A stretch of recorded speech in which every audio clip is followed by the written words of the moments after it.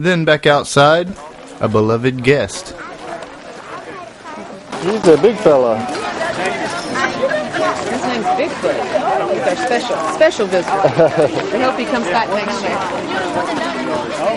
He's the size of a horse. It's like a herd of cows. Yeah. Look at his neck.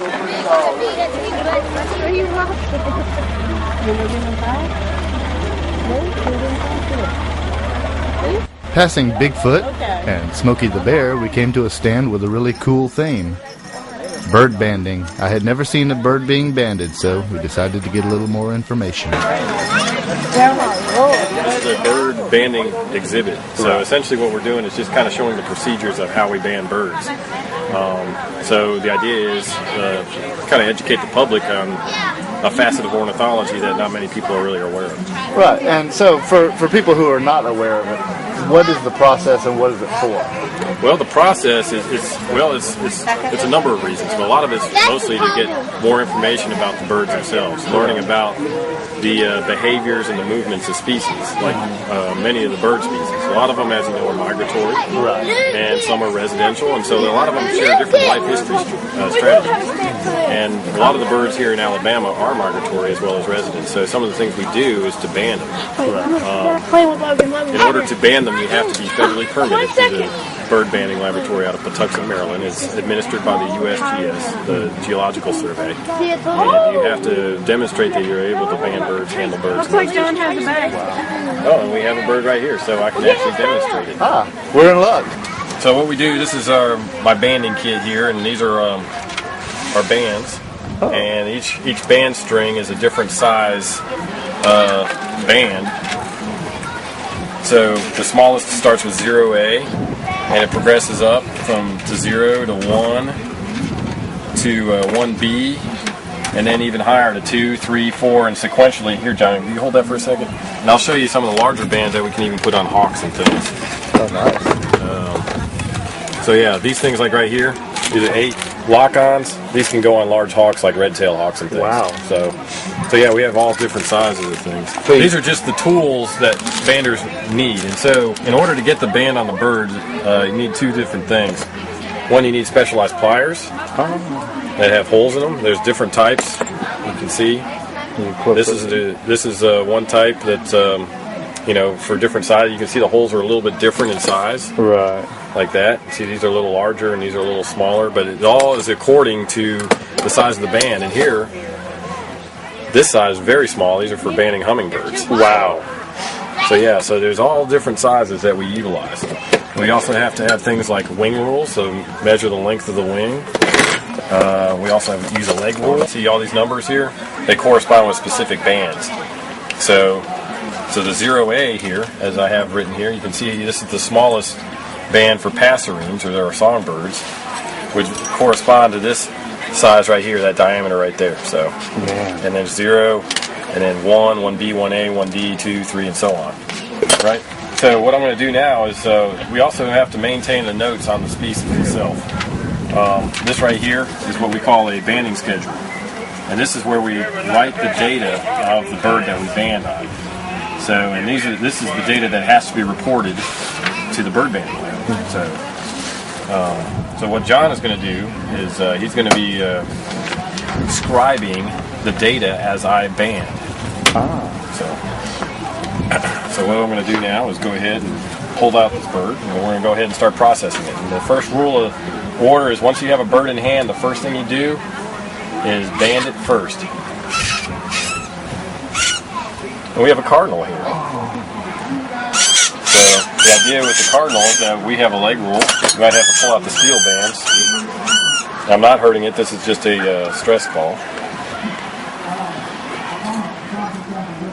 So a 1A will suffice on this bird. So I don't have any 1As out, so I'm going to have to get them. I'll go ahead and use the steel, I guess. John.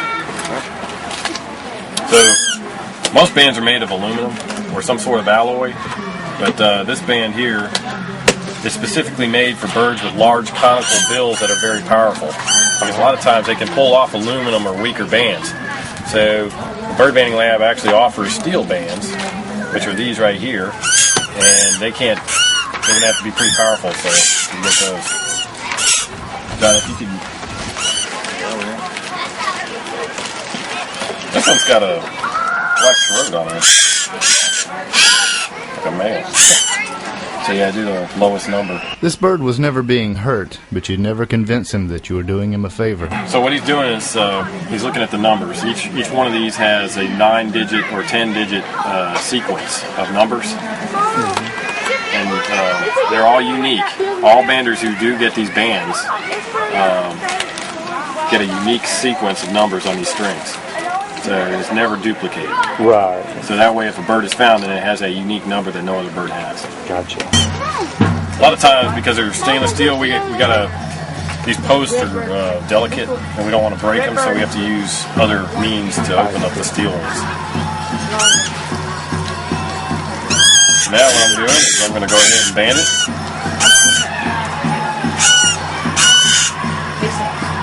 And now it's got a permanent bracelet on. So it's not heavy, it's very light. It's kind of like you and I wearing a bracelet or a watch. You know, you don't really even notice it, and that's how light it is on the bird. So I'm going to read the band number out to John. He's going to scribe this down so we double check what the band number is on the bird versus what we have on paper. So the band number reads, just a second. Oh, okay. It's going to be 2451. 02909, and the species is a northern cardinal, and we know that just by the plumage. So this right here, this is a female cardinal, and she's acting out, but this is a very common bird in Alabama. It's actually one of our most abundant species in the state. This is a bird that's a resident, and it occurs statewide, and it's probably in your backyard. So it's characteristic. The males are all red. A lot of the locals call them red birds, but this is the northern cardinal, and it's characterized by a large conical orange bill, and it has a crest. And females, they have more of a beige and red coloration to them. So what I'm going to do now is go ahead and he likes to bite some. So now I'm going to go ahead and get some just basic measurements. So we do the wing chord. That's 92. And it's going to be a female by plumage. So we identify the sex. And now it's the age. And how we look at the age is we look at the molt criteria. One way is looking at the skull. Mm-hmm. It's called ossification. And you can actually spread the feathers on top of the head, part them in a way that you can actually look through the skin and see the top of the skull. And if there's holes or any breaks in there, then you know it's a hatchier bird.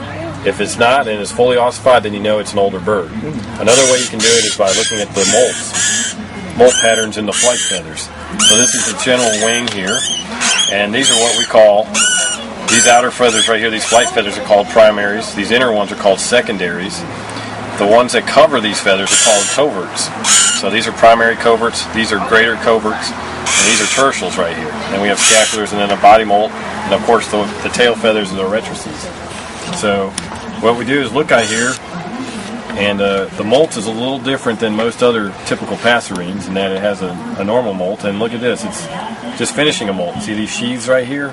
It means the feathers are actually growing right now. So they're coming out. So we can look at these.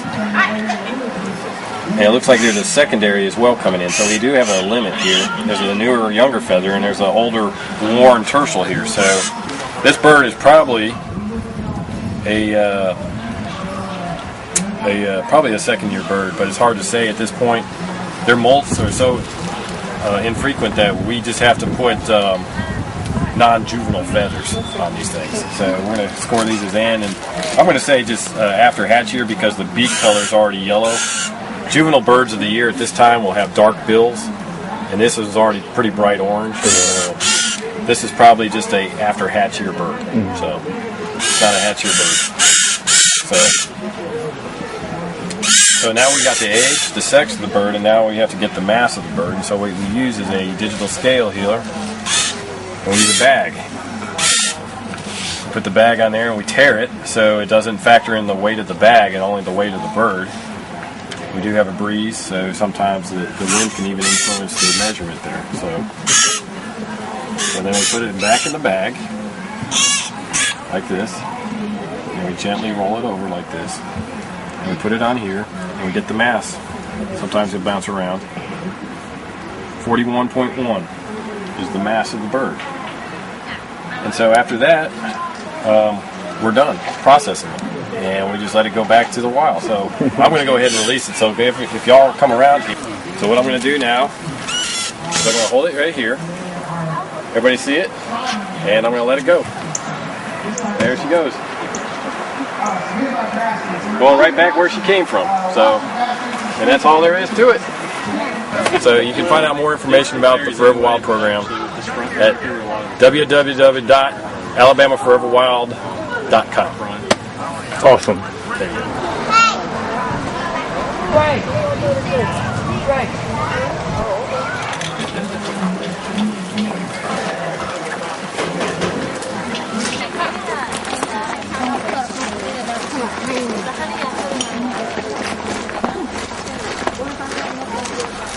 Land conservation covers a lot of different subjects. One of these is plants. And this stand had some cool ones. Here I have a quick introduction to the Arboretum, and then a little bit of depth about our azalea collection, and then some live specimens from our carnivorous plants. We have the Alabama pitcher plant, which is one of the rarest carnivorous plants around. There's about half a dozen populations left, and they're all in Chilton County, so very limited range. And then we've also got the green pitcher plant, which is from up north around Mentone, Fort Payne area. And there's about 30 populations of that species. And these are one-year-old seedlings that we've grown from a population that we discovered was newly documented. But then we've got some other things you'll find now in the southeastern bogs, like the Venus flytrap and then these sundews. But all of these plants are displayed at the Davis Arboretum at Auburn University, along with dozens of other types of carnivorous plants and orchids and all the residents of those carnivorous plant communities. And so I've just been sharing with people the fact that Alabama has the most diverse carnivorous plant communities in the world. And it's surprising to a lot of people. So, It's surprising to me. That's awesome. I appreciate it. well, yeah, it's been great. People have been here constantly today learning that. Cool. Well, thank you very much. You're welcome. Then on into the cabin for some more information. But this is our conservation cabin, and what we have set up in here today are several things, but one focus is on the Forever Wild Land Trust program, which is a state land acquisition program that acquires land for public access for the citizens of Alabama and visitors from elsewhere in one of four categories. They have wildlife management areas for hunting. We have recreation areas that range from bird watching to horse trail riding like we have today, bike trails, hiking. We also protects land for state parks and also other certain land for habitat preservation purposes. We have some unique habitats that are preserved on the tracks. We do, however, manage the program for multiple use. For example, we may have a protected habitat on a tract of land, but we work to manage that land where we direct the trails a different way, whatever we can do to get as much public access combined with protecting, some of the sensitive areas that we do have. But this is a program that's funded from proceeds from offshore gas production for the state. And so that money goes into the Alabama Trust Fund. That trust fund earns interest, and this program receives a percentage of that interest income from the offshore gas production and sort of takes a depleting resource and turns that money back into acquisition of a permanent resource for all of Alabama's citizens to use and have public access to the to the land for these type of purposes. So that's what is kind of detailed in here. Well, we're just trying to promote the plant side of what the Forever Wild program is trying to do, and talking about things like this rare fern species that only occurs in one county in the world. It happens to occur in Hale County, Alabama. Just by getting the public more familiar with these kinds of rarities and things that occur in the plant world that they may not normally get the opportunity to see, we're able to raise awareness of these kind of species and bring home exactly what the program is doing.